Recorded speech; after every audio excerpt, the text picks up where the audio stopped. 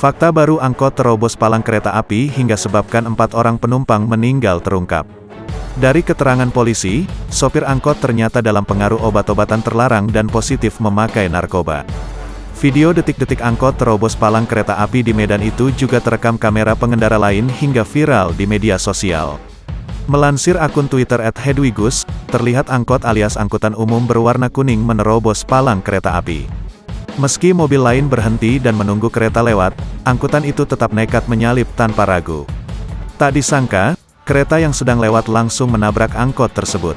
Terlihat angkot yang terdorong kereta api langsung terpental beberapa meter. Dilansir dari tribunmedan.com, kecelakaan ini terjadi di perlintasan kereta api Jalan Sekip, Kecamatan Sei Agul, Medan.